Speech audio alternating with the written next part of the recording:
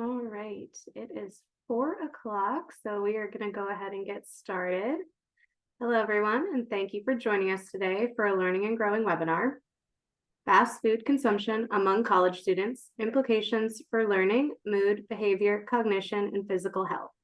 Our presenter today is Jerrod Brown of Concordia University. My name is Kelsey, and I am your moderator today for Hawks Learning. We will have a live Q&A session after the presentation. So if you have questions, please enter them into the Q&A as we go. And I will now hand it over to our presenter. Thank you, Kelsey. Kelsey, can you see my screen okay? And are the slides moving on your end? I can, it looks great. Great. Well, welcome everyone. I hope you're doing well and thank you for tuning in for this workshop. We're going to take a deep dive into a topic that I don't think that we think about enough when it comes to the negative implications it can have for student learning. So we're going to really look at it through the lens of how this impacts student learning, how it can impact their moods, such as depression. Anxiety behavior has to do with more like anger and aggression and irritability. Cognition, think of the brain. We're going to talk about executive function today, and then physical health, sleep issues, digestive health problems, amongst other things. So my name's Jerrod Brown. This is a copy of my email address. If you'd like a copy of these slides, just shoot me an email. If you have questions that you think of after the fact, reach out anytime. I have lots of resources on many of the topics that we're going to be taking a deep dive into today. So I believe all of you have a copy of today's training description. If you've never heard me present for Hawks Learning, here's a copy of my brief professional biography. I am a professor, trainer, researcher, and consultant. The reason why I've been giving more and more talks on like nutrition related topics is because I am working on another master's degree right now in applied clinical nutrition. And I'm trying to infuse nutrition research, nutrition education into a lot of the consulting and training work I do as well. And these are some of my certifications. Just want to point out I am a certified functional nutrition counselor. I have a lot of certifications related to various health and wellness topics, a couple that relate to digestive health issues. I am a certified sleep coach as well. So if you hear me talking about these topics, I will try to weave this in just through my lens and my training. And the consultation work, the trainings I do, these are my main areas of focus. And if you have questions about any of these topics, let me know. But I've really found it helpful if you understand the basics of these topics and fields of study, it can really help you better understand complex human behavior, why people do the things they do, sometimes the good things, sometimes the bad things. So these are kind of the main areas of focus that I really lean on in terms of research. So this first section, we're going to talk about some foundational topics that I think it's important for all of us to be aware of. If we look at nutrition in general as it relates to college students, the research points to the fact that the majority of college students don't eat that healthy, if you believe what this research says. And I can attest to that. When I was a college student, all of my friends and I, we didn't eat healthy at all. Didn't think about any of these topics. When we think about the differences between healthy eating and unhealthy dietary practices, what are some things you want to be aware of? Cost is one factor. Typically, not always, but typically it's more expensive to eat healthy. In some cases, if you believe this research, some unhealthy foods may contribute to addictive qualities in some cases. For example, fast food consumption has been linked with more addictive qualities, excessive sugar consumption, things of that nature. Typically, when we look at unhealthy versus healthy dietary practices, the oils that are used, the ingredients in the foods are somewhat different. And there's a lot of cost associated with eating unhealthy over the long haul in terms of what it does to our physical and emotional and behavioral health. We'll dig deep in the weeds with all of these topics. Not eating healthy, not getting the proper nutrients has been linked with problematic performance in the classroom. So another reason why we want to study this topic. If you are working with individuals, if you know people that just day in and day out don't eat healthy, it impacts their brain and their body depending on a number of factors. If we flip this and if we look at the research in terms of healthy eating, eating healthy is critical to brain development, child developmental outcomes. It can help us live longer. It can help combat depression. It helps us sleep better. We manage our weight more effectively. We're typically happier. Sometimes it's been linked with better thinking skills. It's been linked with improved social skills. So the list goes on in terms of what healthy eating can do for the human body. Other things to take into account. So, cognitive functioning, when you think of that term, think of the brain. If you've ever studied cognition, you know there's a lot of moving parts under that umbrella. Let's break that apart a little bit. When we think of cognition, that involves memory, how our memory works, how we store memory, how we retrieve memory, and we know how important memory is to learning.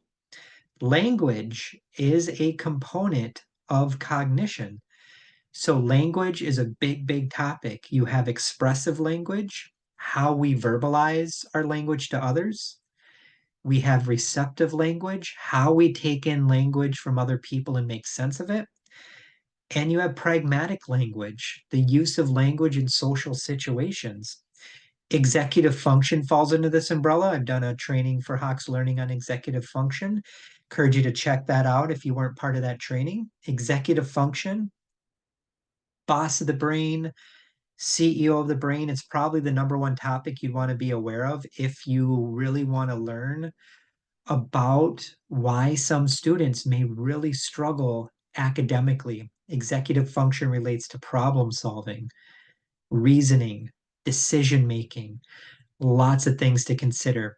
Poor dietary practices over the long haul can negatively impact cognitive functioning. So, in some cases, that can trickle down into contributing to more memory, language, learning, executive functioning problems among some of the students you work with.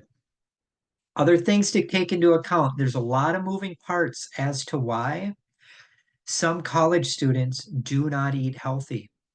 One factor that is discussed in this research literature pertains to lower socioeconomic status. So if you're ever working with a student who's maybe falling under the umbrella of poverty, homelessness, these are factors to take into account. If you were part of that training I did for Hawks Learning recently on food insecurity, we dug deep in the weeds on that topic. It is very important to consider socioeconomic status as one of the variables as to why some students don't eat healthy. Other things to consider. Again, I'm not pinpointing any particular college campus, but if you look at the national research as a whole, a lot of college campus food environments aren't that healthy if you think about it. When I was in my undergrad at a university, absolutely everywhere you turn, there were vending machines, there were fast food joints, all kinds of different things. So the research at the national level points to the fact that a lot of university campuses have all you can eat dining halls, which is a contributing factor to poor dietary practices because most of the food that are served in all you can eat venues oftentimes, not always, but a lot of the times are not that healthy. Some of these establishments may have limited operation hours. So, what does that mean? If someone is hungry after hours, where do they get their food from in some cases? Takeout, vending machines, depending on where the campus is located, too. Think of transportation factors, think of weather related factors. There might be limited access to grocery stores in some cases. So, these are just some of the variables that may contribute to more unhealthy eating practices among some college students. When we talk about unhealthy eating in general, you want to be aware of the Western diet. In the Western diet research, this has really been referred to as the sweet meat diet. So people that eat Western diet kinds of foods, you're getting probably lots of sugar, higher processed foods, lots of foods that is easy to make quickly, but a lot of times they're full of processed grains, refined oils, unhealthy fats, higher levels of sugar, salt, a lot of times artificial sweeteners, preservatives. The research points to the fact that people that eat this way day in and day out may have more psychological symptoms. Is this a variable to take into account if someone's dealing with depression, anxiety? Absolutely. Without a doubt, dietary practices do play a role. So when we think of the Western diet in general, this is what the research shows. This is not an all-encompassing list, but the main traits of the Western diet: higher consumptions of red meat and processed meats, higher consumptions of saturated fats, higher consumptions of sugars, processed foods, and typically a lower intake of fruits, vegetables, and fiber, to name a few.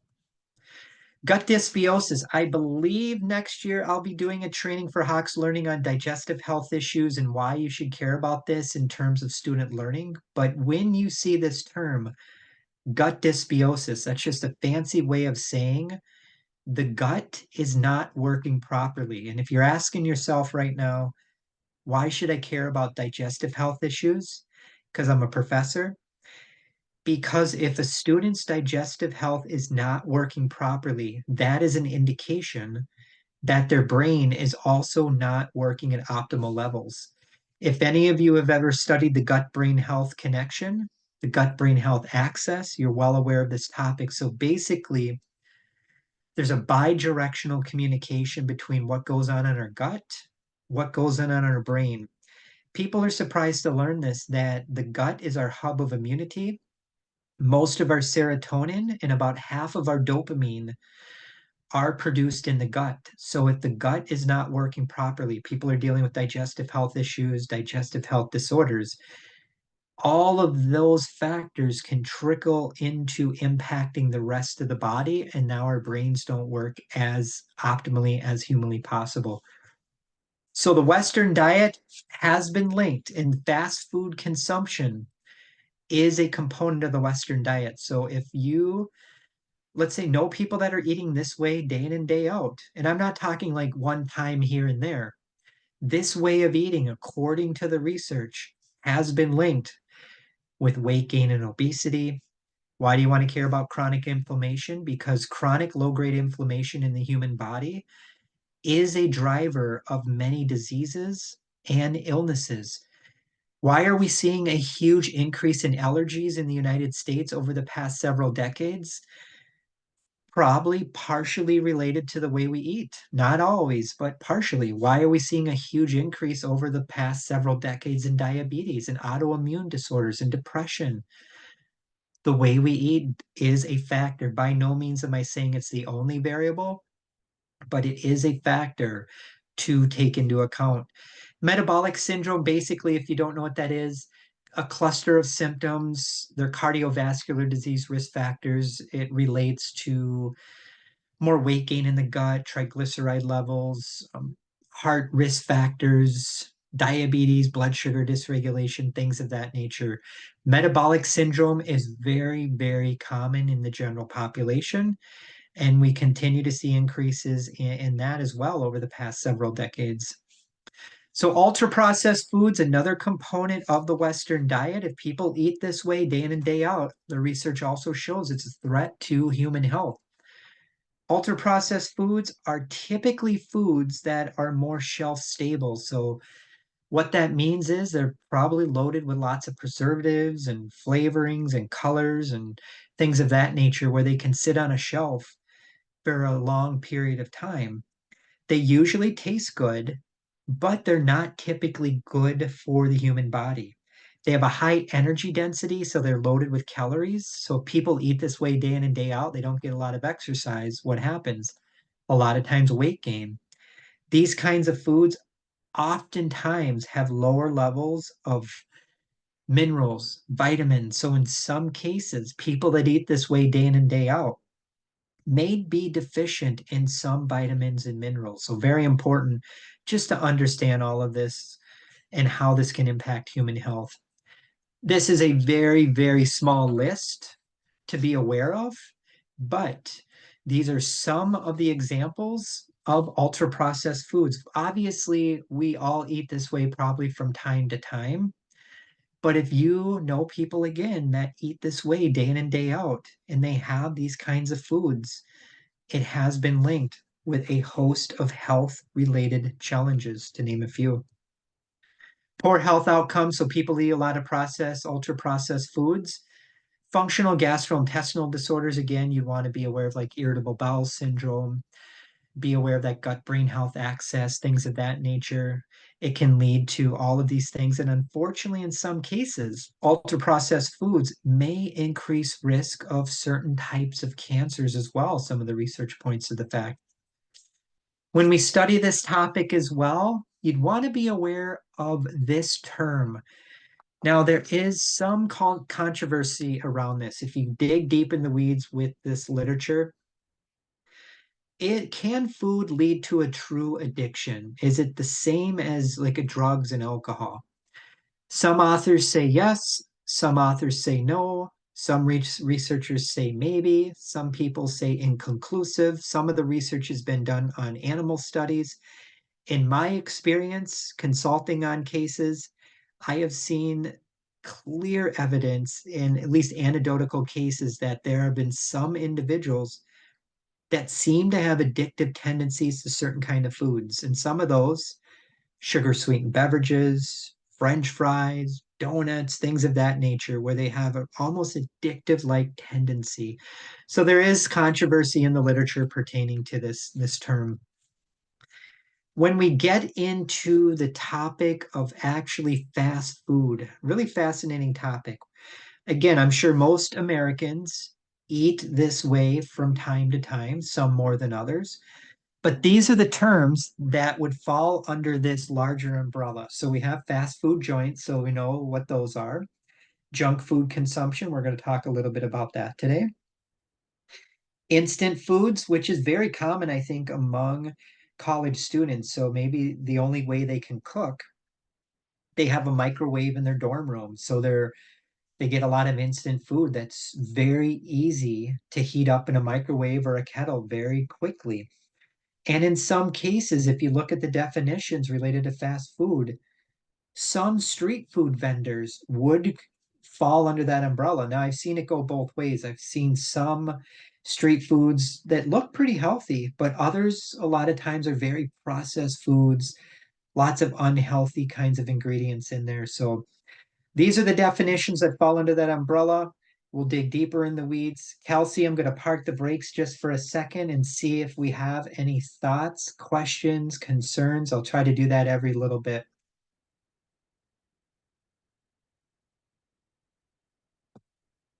Let's take a look here in the chat box. Looks like we have a comment. I didn't know that about the different oils. Interested to learn more ways I can clearly communicate to others how fast food oils differ from nutritional meals cooked in an available kitchen on campus. We'll talk about that in a few minutes. And then the comment, I did not know that dopamine about the gut. That's really helpful to know. So yeah, if you or any of you really want to understand like emotions, mood, human behavior, learn about dopamine, learn about neurohormones, neurotransmitters, the gut. It can really help you better understand why people may have reactions the way they do. So, fast food consumption, very, very common among college students. The research points to the fact there are multiple studies that have really looked at this particular topic. And part of the reason, again, is the environment in which college students are in.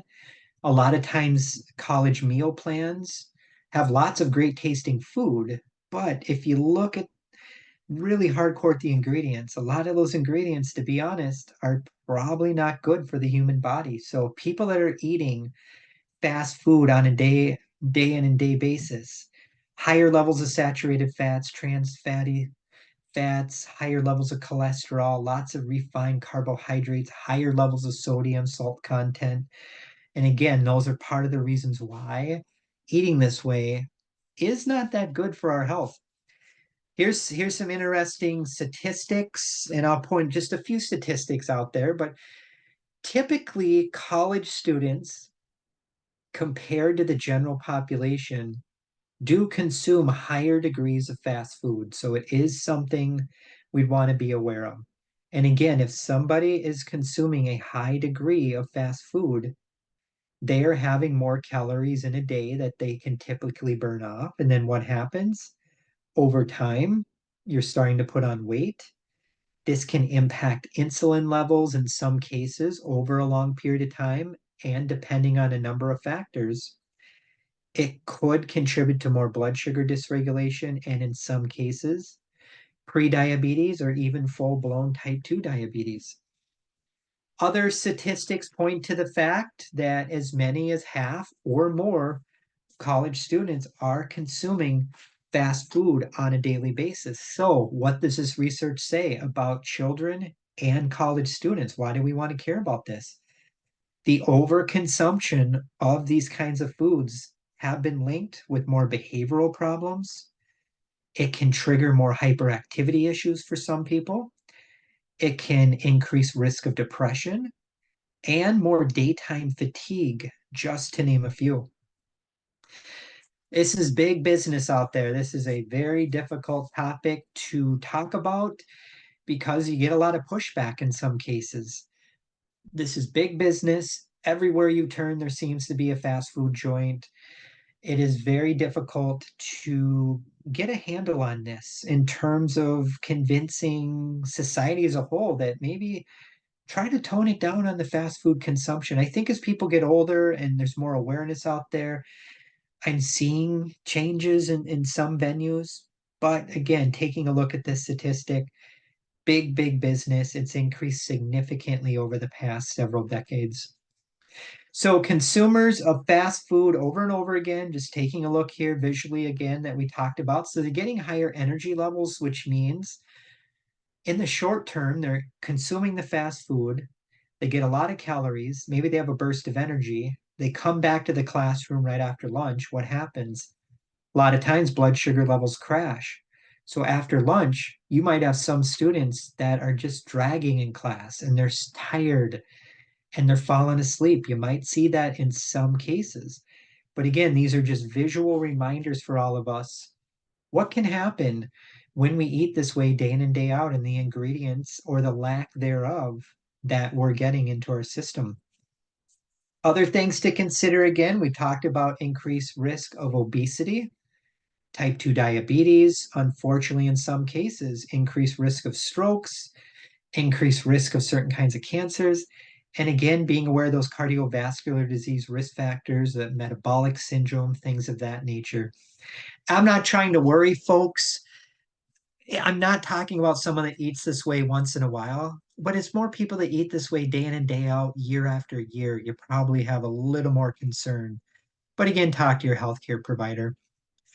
I just wanted to throw this in here as well. When we're talking about fast food consumption, it's important to at least have a basic understanding about this particular topic of obesity. Unfortunately, a sizable minority of college students, according to the peer-reviewed literature, may actually be overweight. And part of that reason is obviously the way we eat. And again, obesity is complex. There's a lot of moving parts. There's psychological factors you need to take into account, being aware of environmental, behavioral factors, social factors, and even just being aware of socioeconomic status. So, obesity is a fascinating topic. I've given talks on obesity to other groups from a behavioral health lens. So, if you have any questions on obesity, just let me know. When we think about obesity, too, these are some other potential causes that are talked about specifically among college students.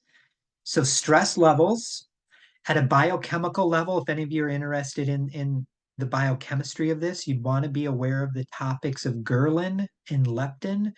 These are different kinds of chemicals found in the human body. They play a role in how much we eat, When we stop eating, they're called ghrelin and leptin. Stress can impact that. Sleep disturbances are very, very common. So we want to be aware of the role and impact that poor sleep practices have. There's a lot of research on poor sleeping patterns among college students. How we eat, what kind of foods we select, the all you can eat dining halls. What about sedentary behaviors? Meal skipping is a huge factor to take into account. People that snack a lot in the evening oftentimes snack on foods that usually are not that good for them. And eating too late right before bed has been linked with impacting blood sugar levels, melatonin secretion, and cortisol secretion, which can kind of adversely impact our sleep health. So these are just a few of the factors you want to consider if you're interested in the topic of obesity among college students. A big part of fast food consumption is understanding soft drinks and sugar sweetened beverages. I have previously done trainings for Hawks Learning, I believe, on energy drink consumption and sugar sweetened beverage consumption. I'd recommend checking those out as well. People that drink those drinks, they really are a threat to health. There's numerous research that points to that. And part of fast food consumption is having higher degrees of these sugar sweetened beverages, and you get a lot of sugar from those kinds of beverages. So when we think about sugar sweetened beverage consumption, these are other factors that we want to be aware of. So it's part of the Western way of eating. It's an ultra processed food. In some cases, I'm not saying every case by any stretch, there's some research that points to the fact that people that consume a very high degree of sugar sweetened beverages day in and day out may be at risk of other problematic behaviors, in some cases, smoking, and in other cases, not getting a lot of movement and living a sedentary lifestyle. Other things to think about when we're thinking about sugar sweetened beverages, fast food, we have the sugar, we have all the ingredients, processed ingredients, but in some cases, what about excessive caffeine intake as well? That's a whole nother can of worms. I would recommend checking out that other training I did for Hawks on that.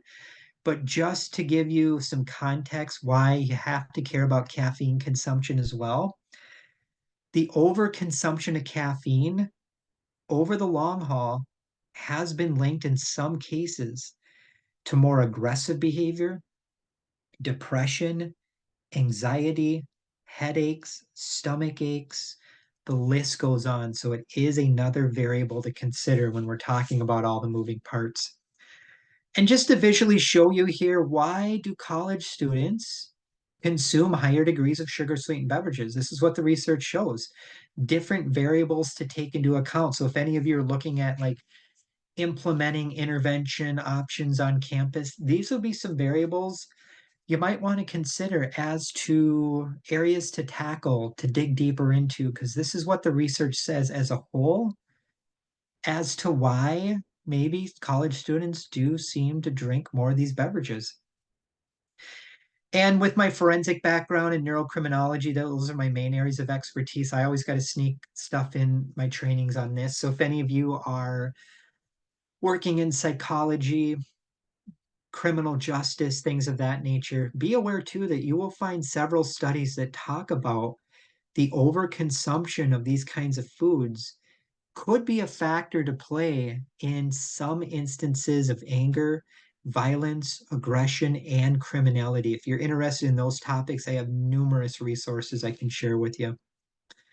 Junk food items, when we talk about fast food, you need to be aware of junk food. Again, junk food items, small list here. They're many and varied. Again, everywhere you turn in our society, it seems like there's junk food. You can't, it's hard to find healthy food unless you're very intentional. And when we talked about the other refined kind of food addiction, there's in the literature as well, there's something called junk food addiction. It's a relatively new term. There's controversy around this. Again, some researchers believe it's absolutely true. Other researchers say maybe, maybe not. But junk food addiction, if you believe it, is related to highly processed foods that have high calories and typically low nutritional content. And there is some research, if any of you do neuroscience research, junk food can stimulate the reward centers in our brain almost the same way that drugs do, like cocaine. You will find research that talks about that. So it is really fascinating from a neuroscience perspective as well. I believe last month for Hawks, I did the food insecurity, or a couple months ago, I don't remember at this point. When we talk about fast food, the Western diet, we need to be aware of food insecurity as well. And unfortunately, there's a lot of research that points to the fact that a lot of college students around the United States may fall under the umbrella of food insecurity. Why do you want to care about food insecurity? Because it's associated with poor health outcomes. People that truly deal with food insecurity may consume higher degrees of fast food. Why? Because people that fall under the umbrella of food insecurity oftentimes don't have enough money to buy high quality food. So the amount of money they have, they're likely buying food that's cheaper. These are my thoughts. If you were to go through hundreds of articles on food insecurity, these are my thoughts after going through all these articles. Why do you want to care about food insecurity in relation to what we're talking about today? If any of you do trauma work, if you teach trauma classes, infusing this into your curriculum is very important because food insecurity is a type of trauma. People that go through food insecurity oftentimes feel afraid, humiliated. They don't know where to turn. Maybe there's a lot of stigma associated with this. If any of you are in the mental health arena, chronic food insecurity can mimic symptoms of mental health disorders where that student could get misdiagnosed with a mental health disorder they do not have because they are nutritionally deficient. However, in other cases, food insecurity may increase the risk of mental health issues. If any of you are working in suicide awareness or prevention, you will find studies that talk about food insecurity may increase the risk of suicide. So, this is a big, big topic, and these are just some reasons why I believe all of us should learn at least the basics about food insecurity. These are the main characteristics of food insecurity. So, you're typically not getting high quality food. So, maybe it's more ultra processed foods.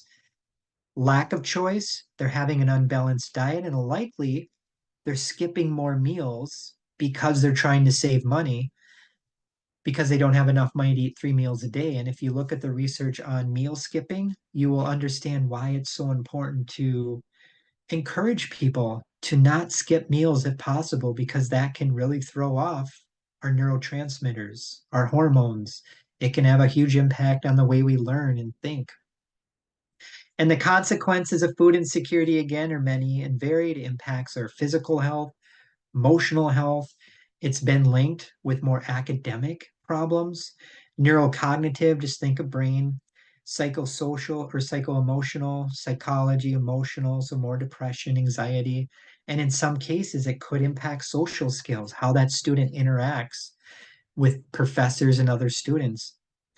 So, okay, we'll park the brakes just for a second. Let's just see if we have any questions. Looks like Eileen asked a question. Is eating fast food related to avoidant restrictive food intake disorder?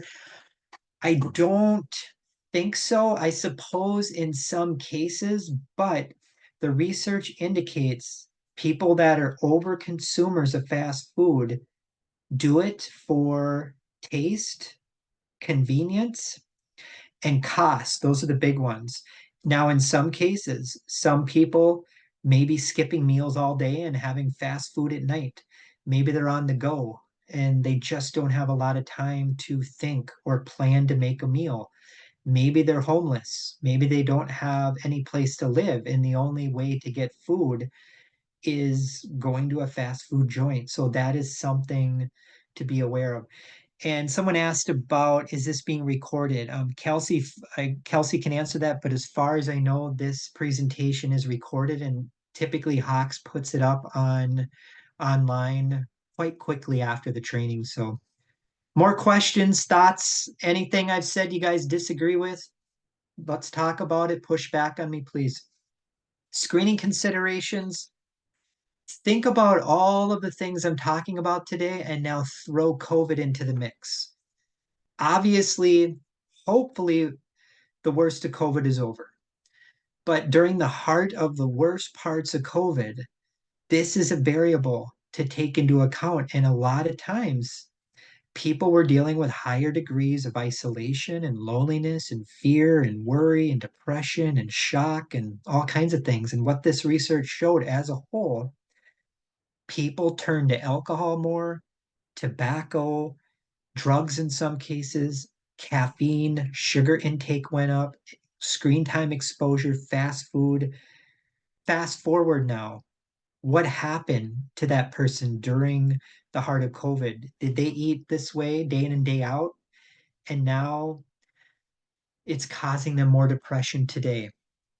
It's causing more weight gain. Think about again COVID. If we look through the lens of COVID, think of COVID as a collective trauma, a collective stressor. For some people, they're still dealing with the after effects of COVID, the long haul symptoms. Maybe they lost a loved one. I've consulted on cases where people today are still dealing with a fear of contracting COVID. So they're dealing with isolation issues. So it's definitely a variable we want to take into account. When we think of all the things that can make our health worse, there's a number of factors to take into account. The way we eat is at the top of the list, how much sleep we get, where we live or the lack thereof, how much money we have.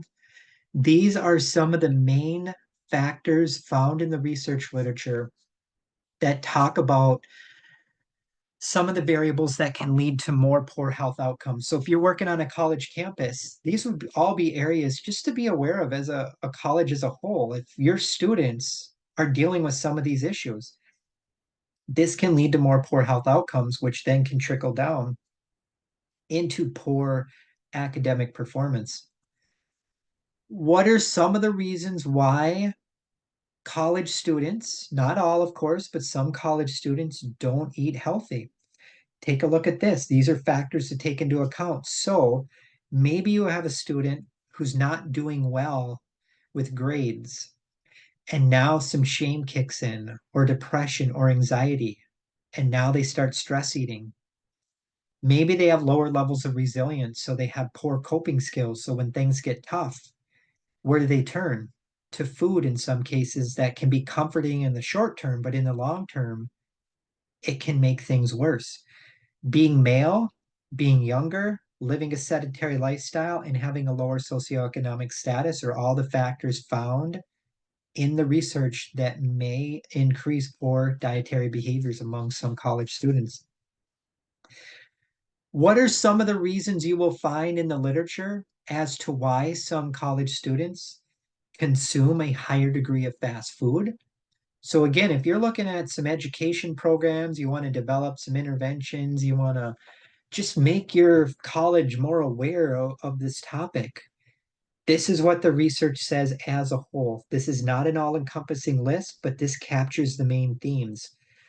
These are the reasons why college students may consume higher degrees of fast food. So they graduated high school, now they're on their own, they have more independence.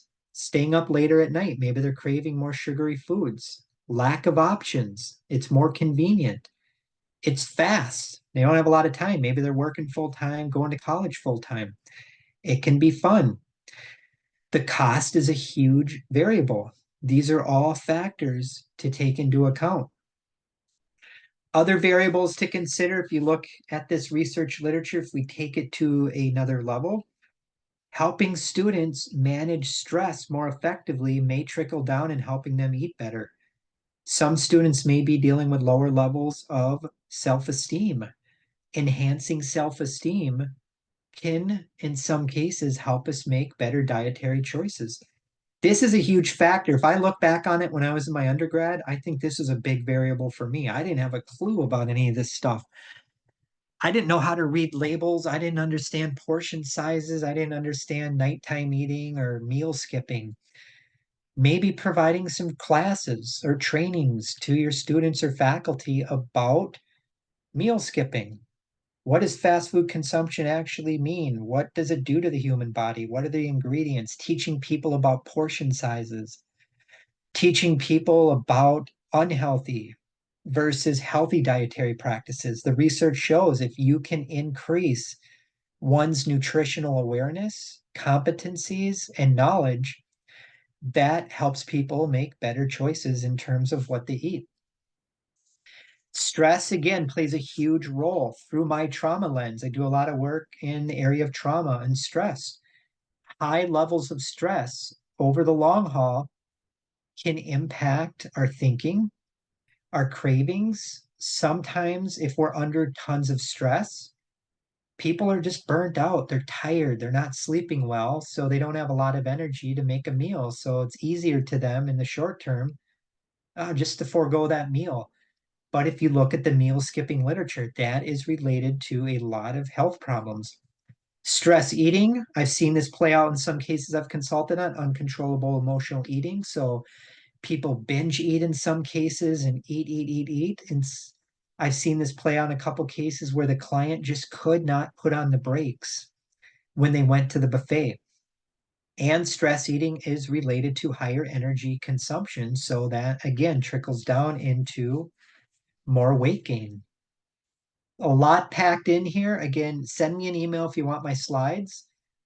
But if you're looking at this through kind of a nutritional counseling lens, nutritional education lens, this is what some of the research says in terms of situations that may put people at greater risk of engaging in unhealthy eating practices. It's just something to be aware of. Let's just point out a few here. So, again, if you're working with someone that has a very negative emotional mood state, anger control issues, anxiety, social anxiety, maybe it's even paranoia or agoraphobia, depression, mood disorders, low frustration tolerance, people that can't handle boredom, that's an indication of self control deficits, and high levels of loneliness are factors to take into account. A lot of other things to think about, but these are variables that you would want to consider when starting to look at this through that kind of nutrition education lens. In the general literature, this does not necessarily just apply to college students, this applies to everybody.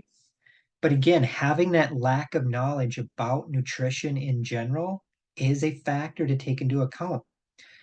If a student has planning, organization, or time management deficits, those have been related to poor dietary quality. And I'll give you a tip.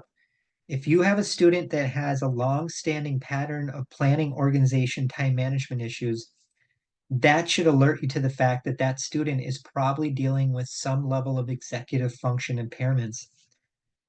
They want to eat healthy, but they don't have the education or training to select healthy foods.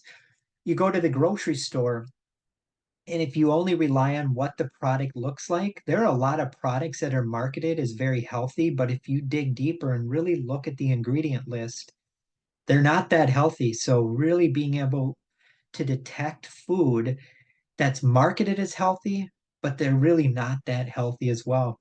And this research points to the fact teaching general cooking skills could be a factor to help improve dietary quality. So if your college has the opportunity, offering cooking classes would be a great way to combat this.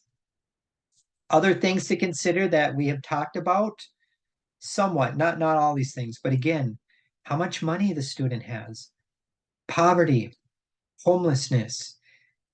Did that student come from a household where they had very limited resources and funds? And educational levels, lower levels of education in some cases can be linked with poor dietary choices. So increasing one's educational knowledge skills can be helpful. So the meal skipping, as I spoke about before, is a real thing in this population. If you look at meal skipping literature, especially if people skip meals in the morning for breakfast, what can happen? It impacts their memory. It can impact concentration. It can trigger poor coping skills, emotional dysregulation. By no means am I saying a student in your classroom who has all those things going on skipped a meal in the morning, but I'd be suspicious, especially if you have a morning class and you have a student that's always coming to that class that has these behavioral symptoms, but in the afternoon, the student presents very differently. I would be suspicious. Could there be some meal skipping going on? Maybe. Increasing our health related knowledge. There's a lot of things to consider, but this research says, again, how can you take this practically into your college programs or campus? Developing handouts, a curriculum, lectures about what is health related knowledge, information, teaching practical skills. It does talk about developing formal curriculums, maybe consulting with health educators. It is something talked about in this literature. Unhealthy lifestyle practices are very common among college students. Today, we're talking about nutrition, but there's a lot of other unhealthy lifestyle practices talked about in this literature. So, again, to recap, snacking on unhealthy things, eating out a lot, fast food consumption, night eating. How does that student handle their independence? Do they know how to use their time wisely? Do they know how to plan? Could it be a factor related to overburden of work, homework, these kinds of things? There's a lot of variables to take into account. And I just wanted to throw this in here too. If any of you are interested in maybe starting to think about getting your college food insecurity informed, which is highly recommended from the research, in my own opinion, if you want to look at it through this lens, if you're ever working with someone that has any of these things going on, that should be a red flag indicator that that student is potentially dealing with food insecurity. Some research points to the fact that as many as 40 to 50% of college undergrad students may fall under the umbrella of food insecurity. There's a lot of factors to take into account there, but something to consider. Other things to consider, again, I think we've talked about these, but just another article that talks about some of the reasons why college students may have greater difficulty in engaging in healthy nutritional practices. Boredom could be a factor, cost, time, meal skipping, the limited cooking skills. Maybe they don't have a lot of options to cook healthy meals, the limited knowledge about reading labels. In some cases too, it could be poor student mental health. And in some instances, could that student be dealing with some sort of drug or alcohol problem that gets in the way as well? In some cases, yes. The last section, and then I'll park the brakes for questions. I'll stick around as long as we need. So tips, strategies, solutions, things to think about. I'm always a fan of positive psychology, positive psychological interventions. If you can approach really any situation through this lens, it does lead to better outcomes. So when we think of positive psychology, focusing on strengths, resilience, optimism, gratitude, joy, really capitalizing on what that student's good at, helping to enhance positive well being. So, if any of you are in the world of psychology, I'm sure you are well aware of this research. Lots of interventions you will find in this research literature. So, thinking about this as a whole on your college campus, there's usually no side effects to infusing this into the work you do. And there's actually some research that shows too, at the organizational level, if you can infuse positive psychological interventions into the good work you're doing, it may also help reduce professional burnout, which is a very good thing, obviously. So if you can capitalize on the positives, the positive psychological traits, maybe it's teaching these things in the classroom, giving lectures on what is gratitude. There's so much literature on all these things. It's really, really amazing stuff that what this can do to the brain and body in a positive way. Gratitude interventions, teaching people about optimism, how to stay more optimistic, Self-control, you want to live longer, have better self-control, the research says. Self-compassion, we'll talk about that in a few minutes. Promoting self-esteem and having higher levels of self-efficacy have actually been linked with improved academic performance, because people that have higher levels of self-efficacy are more empowered, they believe in themselves more, and they're more likely to achieve their goals. Strengths-based approaches is a component of positive psychology. So if you have a strengths-based mindset, you're focusing on student strengths, abilities, potentials, interests, hobbies, and skills. So you're not focusing as much on the negative. It's still important to understand, obviously, the limitations and negatives, but you're really capitalizing on the positives. Well-being is so important for all of us to be aware of. If you think of well-being literature, this is a huge topic. This is a full day training in and of itself. The reason why it's a full day training, take a look at this. This is a small snapshot of the well-being literature. So if any of you are interested in learning about this research literature and just understanding like wellness and well-being, these are some of the wellness models you will find in the literature. This is a small snapshot of them. But if you really want to enhance health and wellness, learning about some of these models, it talks about self-care, talks about nutrition, exercise, creativity, the list goes on. So these are really helpful models you might want to check out on your own time. Health promotion is another, just a large avenue of research to be aware of. If you want to enhance health outcomes, be aware of the health promotion literature. This is health promotion literature in a nutshell. It typically includes 6 components: helping people be more responsible for their own health. So, an example would be being more proactive and going to the dentist twice a year or getting a yearly physical, exercising, eating healthy, learning how to manage stress, self actualization, and enhancing interpersonal competence. These are the 6 components of health promotion. Now, I'm assuming most of you are not nutritionists or anything like that, but just to be aware of some of the interventions that are out there. There's mindful eating interventions. It helps people slow down, think through things. These are the various components of mindful eating. So if a student ever worked with like a health educator, a nutritionist, dietitian, they might use these kind of interventions to help students improve eating habits. So these are the various components of mindful eating: slowing down, focusing on the eating. So trying not to multitask while you're eating. Learning how to recognize inner cues. So teaching people how to like, no, I'm full. Let's not overeat. All of these things can be very helpful and improve dietary practices as well as overall health and wellness. These are great interventions all of you could probably use right away, and it is talked about in the college literature. Nudging interventions, being aware of getting people to change their habits can be very tricky. But if you use nudging interventions, take it really slow, slight nudges, making changes to the environment, and even making changes, if any of you work in food service in the college campus, being aware that nudging interventions have been shown to be helpful in product placement in the serving line or cafeteria line where students eat.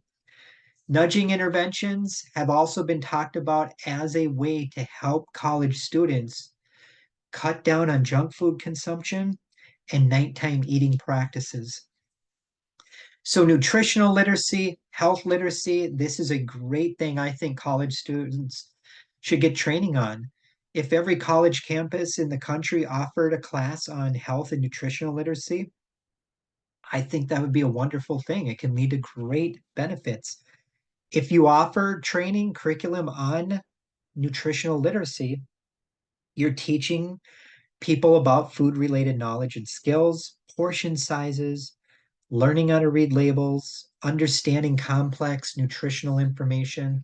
The research shows that college students as a whole may have lower levels of nutritional literacy.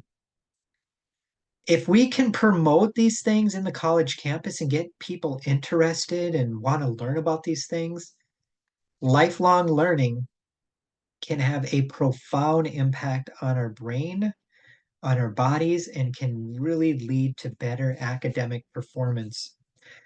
Teaching students resilience, helping students learn coping skills, learning how to bounce back from tough stuff. These are some of the important components of resilience you'd want to be aware of. And again, if you want a copy of my slides, shoot me an email. These are other things you'd want to consider if any of you are looking to enhance resilience or teach resilience-based classes or offer trainings in it. These are different variables you'd want to consider in this literature. And at the social level, these are things to consider too when we're trying to enhance resilience. So basically, in a nutshell, if we can enhance resilience, we're in a much better position to bounce back from stress, trauma, adversity, and hardship. Promoting curiosity is a very critical component to lifelong learning. Getting students interested in being curious can improve mental health.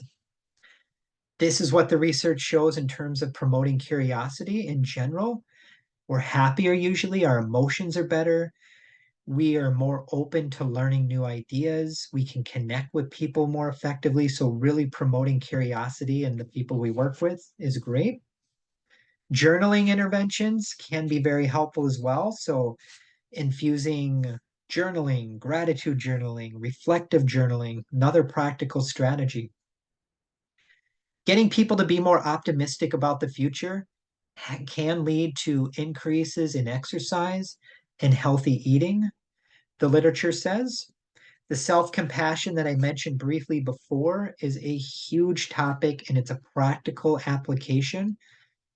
The benefits of this are many and varied, but basically, self-compassion is the quality of being nice to ourselves, learning how to forgive ourselves. This can help so many things. Look at all the benefits associated with self-compassion. Self-compassion has been linked with better eating habits, increases in exercise if someone's trying to quit smoking. Greater levels of self-compassion can help people quit smoking more effectively. And typically, there's no side effects associated with utilizing self-compassion interventions. More research over and over again, tons of positive health benefits associated with this. And the self-efficacy I spoke about before, if you can promote and increase self-efficacy in your college students, that is another practical strategy that can help the student make better nutritional choices. And the research also shows people with greater levels of emotional intelligence are likely in a better position to make better health decisions. Another full day training in and of itself is this slide, but these are the basic components of emotional intelligence. And before we wrap it up, and I'll save time for questions, again, what do we do about this practically speaking? Maybe you work with consultants who understand this, consult with a licensed nutritionist, get your college campus offering more healthy options, offering cooking classes. Maybe it's developing educational handouts, maybe offering a stress management class. These are all practical things that can be helpful in increasing not only healthy eating, but overall health and wellness for you as the professional, but also for the college student. Again, here is my email address. Shoot me an email anytime. Glad to chat with you. I'll send you my slides. Are you looking for other resources? And again, thank you, everyone. I appreciate you taking time out of your day today.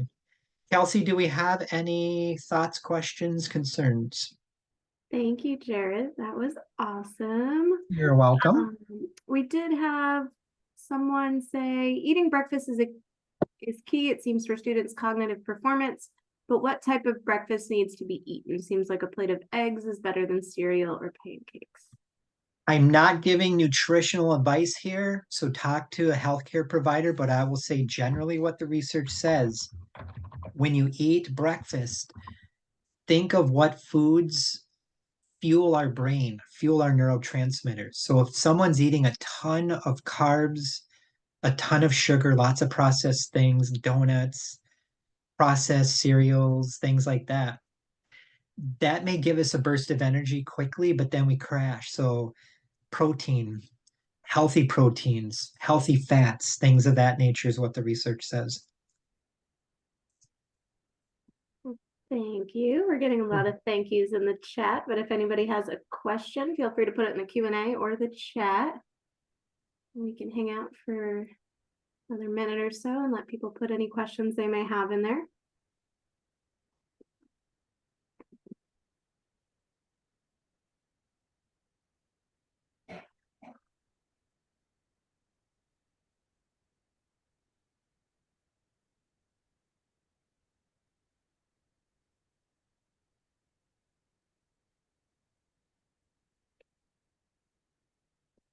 Great. I am not seeing any more questions, so we will wrap it up.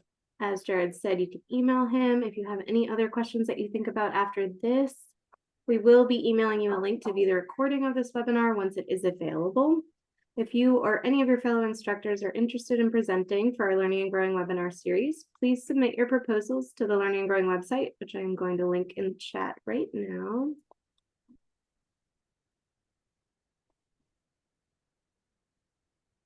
Paul is asking, will we get an email for attendance?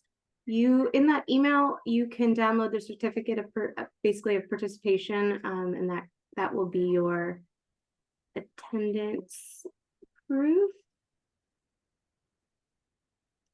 And again, these free webinars are brought to you by Hawks Learning, an innovative educational courseware company.